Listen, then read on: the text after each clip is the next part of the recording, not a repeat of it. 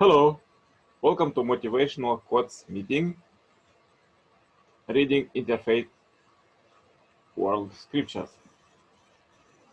It's so interesting quotes to empower you with a positive vibe for the day. We are doing this daily, so please subscribe and share with your friends. Let's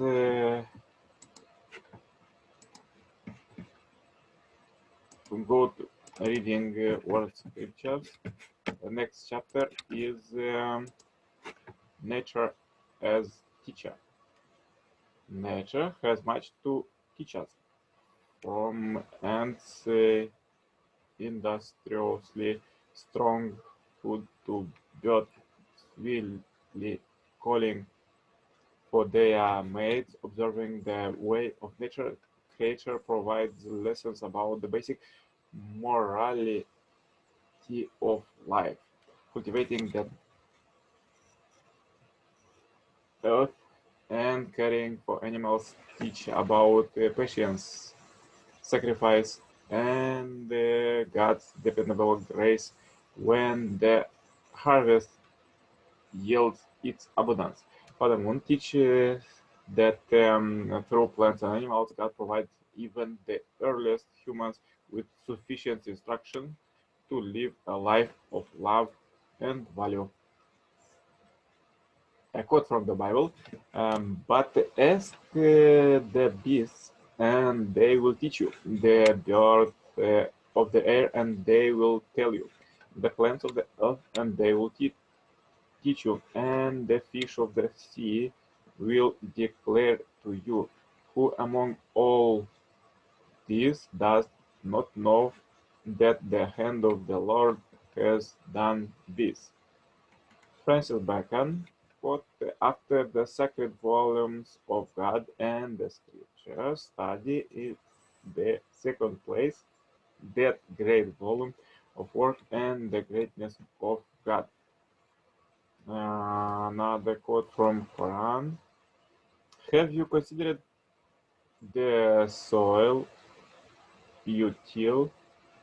Do you yourself sow it, or are we the sowers? Did we will we would make it broken hearts, and you will remain bitterly jesting. We are dead loyal, nay, we have been robbed. Have you considered the water you drink? Did you send it down from the clouds, or did you send it? Did we would make it bitter? So why are you not thankful? Have you considering the fire you kindle? And did you make it timber to grow, or did we make it? We ourselves made it for a remember and a boon to the desert dwellers. Another quote from the Bible. Truly, truly, I say to you, unless a grain of wheat falls into the earth and die, it remains alone. But if it dies, it bears much fruit. Let us know. Let us press on to know the Lord. He is going forth, it sure as the dawn. He will come to us as the showers, as the spring rain that water the earth. Another quote from the second coming Sun and Moon. Human beings experience interesting and curiosity when observing nature. From its creatures, we learn about the nature of life, observing the insects and animals.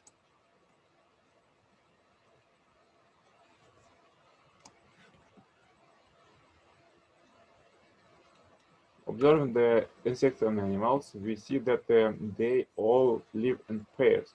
In this respect, nature is a museum where God prepared exhibits to teach human beings, God's object partners of love, about the ideal relationships. All creatures love one another. Animals, insects, plants, and minerals all love one another. They sing, dance, fly, and crawl for their mate. Watch them and learn what they do. Adam and Eve were educated in the Museum of Nature, a living textbook. Adam and Eve watched male and female animals kissing each other. They saw and learned nature. It's a natural source of our education. We can learn by watching the birds loving each other, building their nests to lay their eggs, and feeding their young. We have to do more than birds for the sake of our own children. Even hundreds of times more. Male and female insects mate with each other and bear their young. Some even risk their lives to raise them. This is how they teach us. The salmon has a truly amazing lesson for human beings. It loves once and dies. It became food to nourish its offspring. What a wonderful example of a creature that gives us its life for the sake of love. I discovered 80% of the divine principles from nature. Trees and grass are the best of nature's teaching materials. The seeds that are sown in spring grow, blossom, and bear fruit, thus paying back the farmer for the labor. Then they die away. Yet the next year they propagate more branches and bear more fruit for the harvest. Thus they teach us the way to grow and prosper.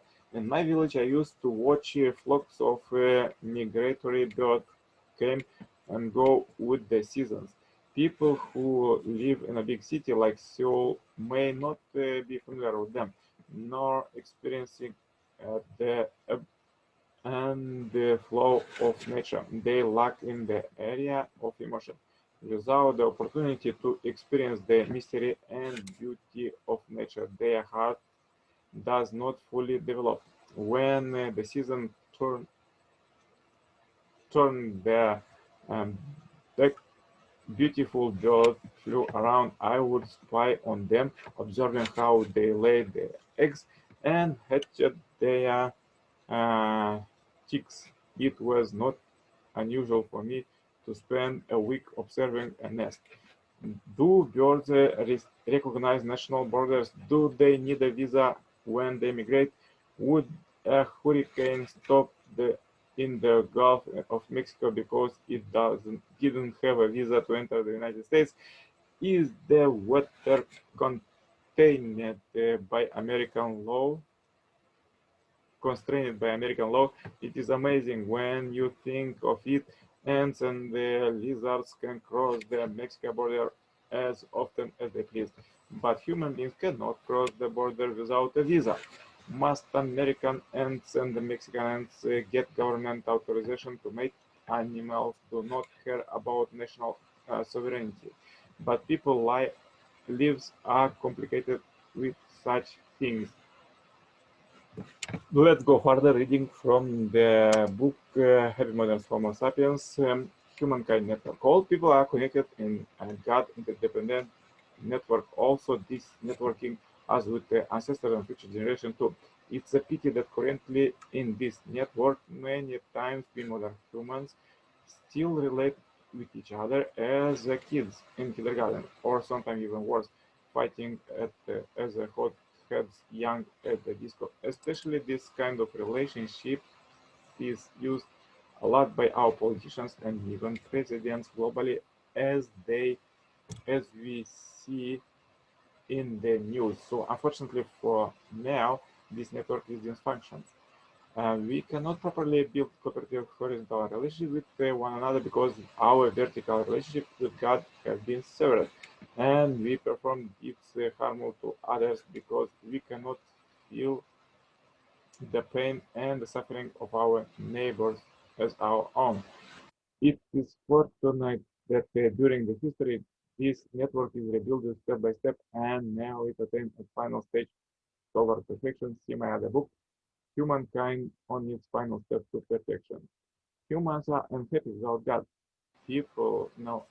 Therefore, nowadays social networks are so popular. People try to connect to each other, building a relationship and reconnect back to God. To do this correctly, we need to change our concept and consider everything as a holy. Why does any personal thing owned by holy man become so valuable? Because of the vibration of this holy man. Simply, you should give all things a holy value too. Wherever you do think that you are doing this in partnership with God. God created us, but we also need to always shape ourselves and restore our original value. Everybody is concerned about people around, constantly thinking, analyze, compare, almost praying about people around, as we discussed about above with 95% of internal discussions.